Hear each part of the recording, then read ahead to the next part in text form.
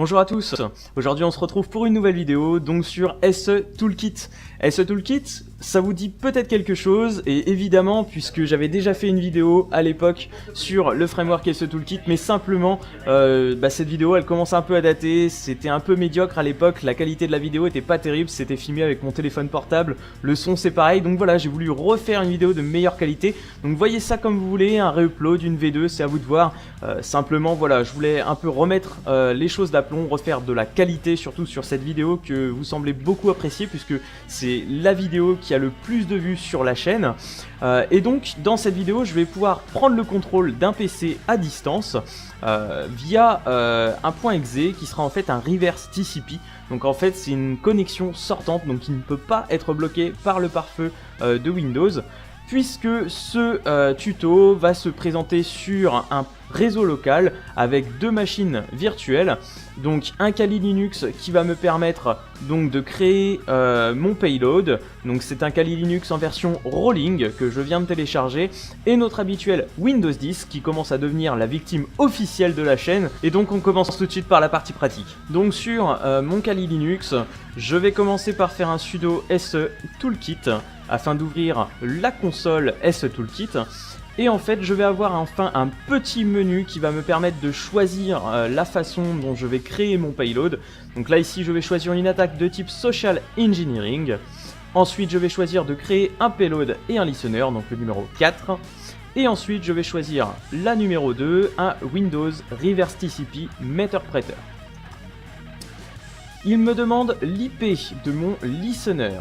Ici, je vais ouvrir un second terminal dans lequel je vais faire un ifconfig afin d'obtenir l'adresse IP du réseau de mon Kali Linux. Et ici, je vois que je suis en 192.168.66.44.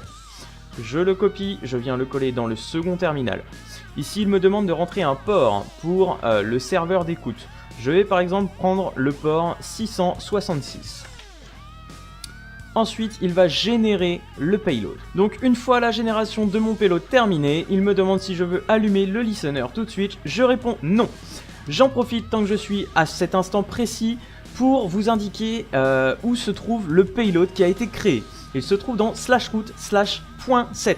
Le point est très précis puisqu'il s'agit en fait d'un dossier caché et que beaucoup d'entre vous ont été bloqués à cet endroit-là, car si j'ouvre Nautilus et que je me déplace dans /root, je ne vois pas ici de .7 tout simplement parce que c'est comme dans l'explorateur de fichiers de Windows, les fichiers cachés ne sont pas affichés par défaut.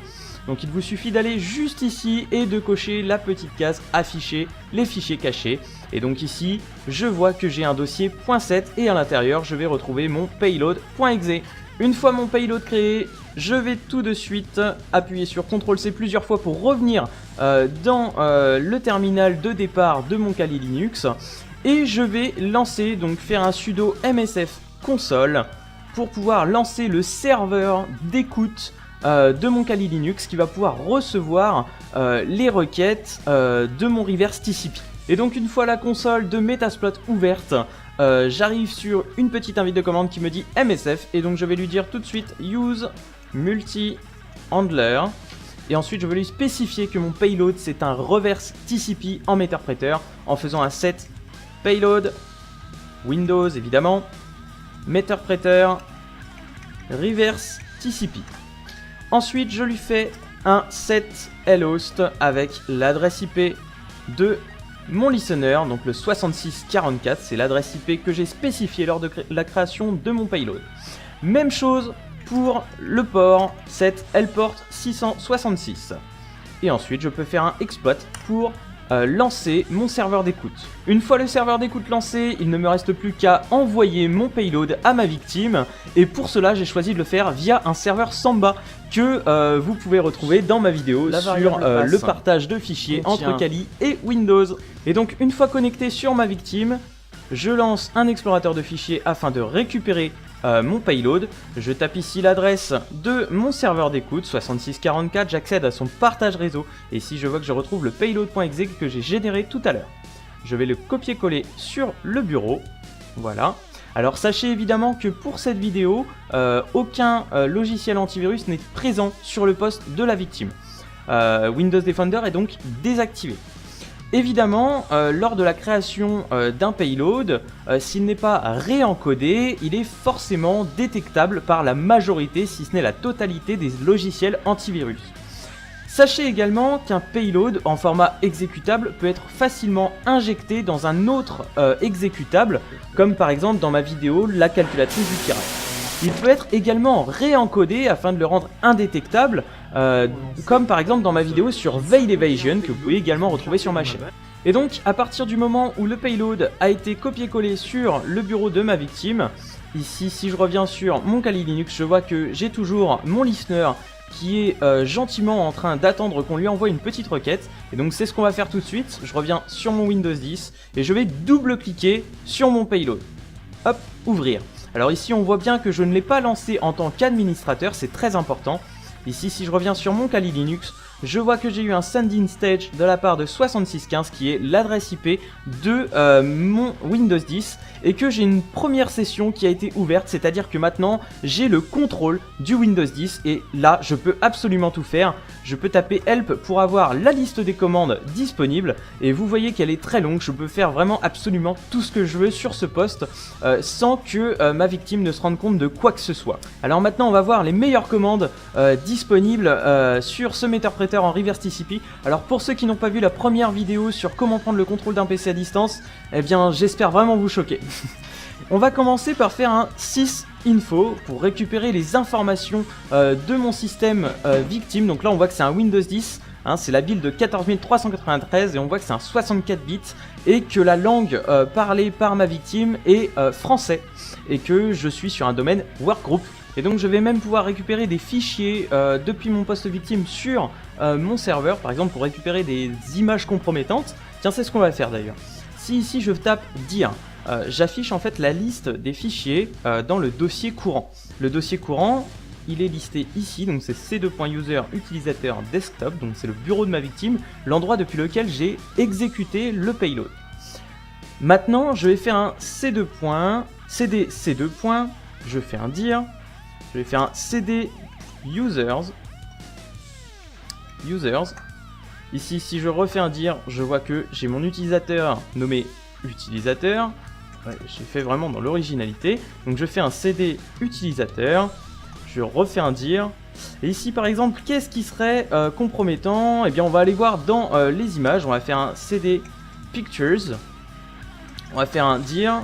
Et ici je vois, ah oui tiens, je vois que j'ai une image qui s'appelle aquaponey.jpg, ça doit être à mon dernier cours, donc je vais pouvoir la télécharger en faisant un download avec le nom du fichier, donc là aquaponey.jpg, et donc voilà, je suis en train de télécharger le fichier sur mon poste, et donc une fois que j'ai téléchargé notre image compromettante, eh bien j'ai juste à aller voir dans mon dossier personnel, et ici on voit que, bon je vais pas l'ouvrir devant vous pour pas en choquer la plupart d'entre vous, mais on voit la photo compromettante que j'ai pu télécharger depuis mon poste serveur.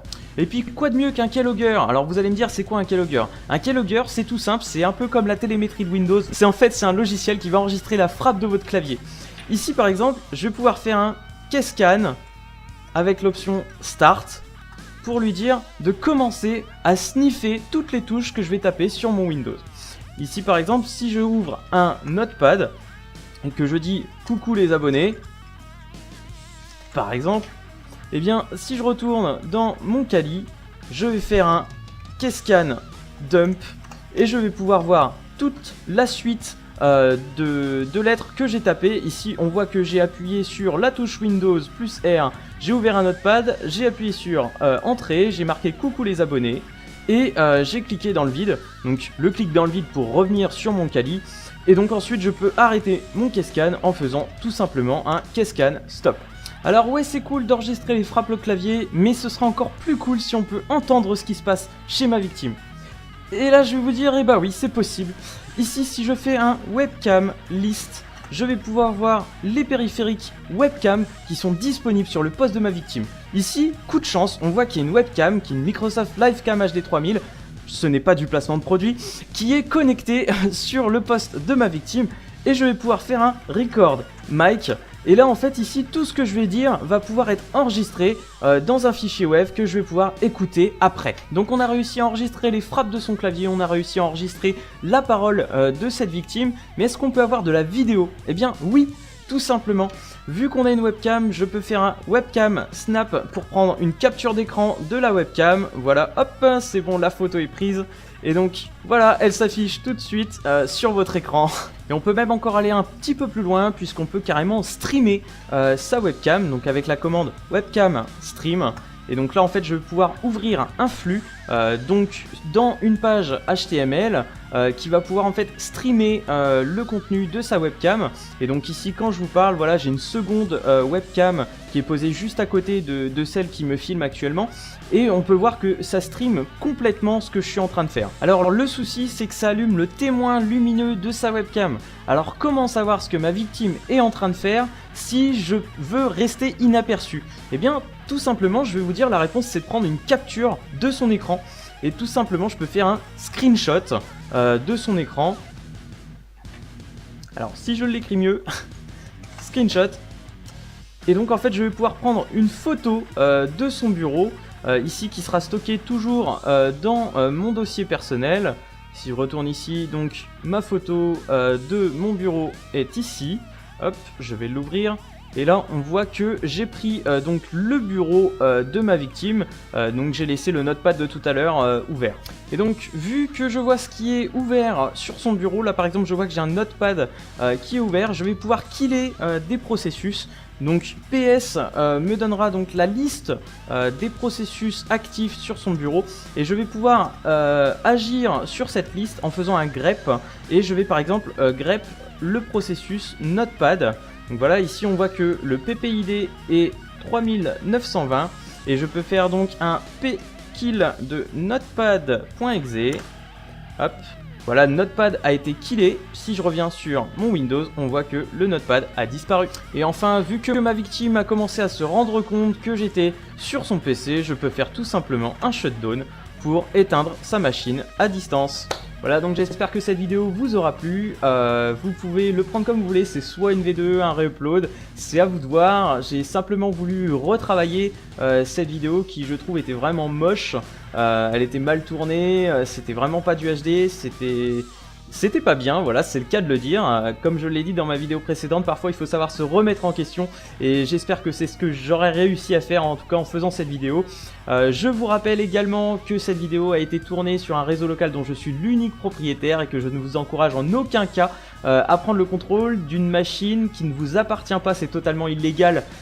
Et les liens vers la juridiction qui en parle sont présents dans la description de cette vidéo. N'hésitez pas à jeter un œil, c'est vraiment intéressant. Voilà, donc n'hésitez pas à laisser un petit pouce bleu, à vous abonner à ma chaîne et à faire un tour sur mon site web. Si vous ne le connaissez pas, c'est tief1.fr. Regardez ma vidéo précédente. Je le dis 5 ou 6 fois dans la vidéo, vous devriez bien le retenir à la fin. C'est en HTTPS, c'est sécurisé, vous pouvez retrouver tous mes tutoriels, toutes mes vidéos et l'application Android tout à la fin de la page du site. Voilà, bonne journée, à plus tard.